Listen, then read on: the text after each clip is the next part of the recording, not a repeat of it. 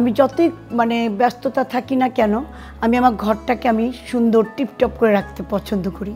সেটা হলো আমি বাইরে যাই, আমি একসময় চাকরি করতাম স্কুলে, আমি হাজার ব্যস্ততার মধ্যেও আমি বাসায় এসে কোনো ক্লান্তি বোধ করতাম না। বাসায় ঢুকেই আমার মনে হচ্ছে এটাই আমার সবচেয়ে শান্তির জায়গা। বাসাটা ডিজাইনটা একটু মানে ছোট, আমাদের যতটুকু সামর্থ্যের মধ্যেই বাসাটাকে আমি অতটুকুই সুন্দর মনে করেছি এবং এই বাসাটাকে আমি নিজের মতো করে গুছিয়ে নিয়েছি যে আমি এইভাবে গুছাবো, এইভাবে রাখবো এবং আমি ওইভাবেই গুছিয়ে রেখেছি।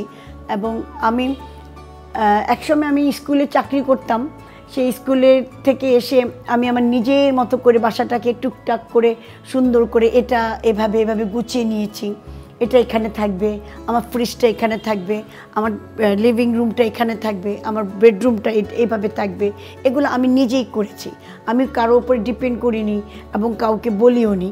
আমি নিজে নিজে যতটা পেরেছি আমি নিজেই গুছিয়ে রেখেছি এবং আমার যে ফার্নিচারগুলো, যে জিনিসগুলো, এগুলো আমার সব আমার বিয়ের সময়, এগুলোকেই আমি আবার রিকভারি করে করে আমি বছরে হয়তো একটু কালার করে নিই, একটু পরিষ্কার করে নিই। আমি নিজে এগুলা খুব যত্ন করে রাখি।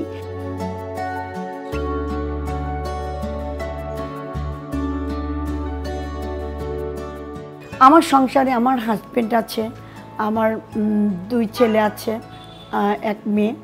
তো বড় ছেলে আমার চাইল্ড, স্পেশাল চাইল্ড, ও পিছনেও আমার অনেক শ্রম দিতে হয়। অবসর সময় আমি আমার স্পেশাল চাইল্ডকে অনেক সময় দিই, ওর সাথে আমি গল্প করি, ও যেটা পছন্দ করে আমি সেটা ওকে মানে ওই সময়টা আমি ওকে দেই, ওকে নিয়ে আমি একটু হাঁটতে যাই।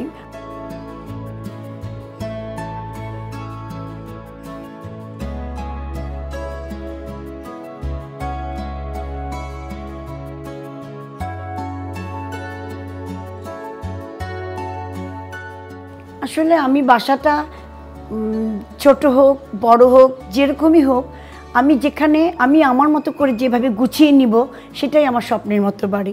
আমি এই বাসায় যেমন আমি সব আমার নিজের মতো করে গুছিয়ে নিয়েছি, এটাই আমার স্বপ্নের বাড়ি।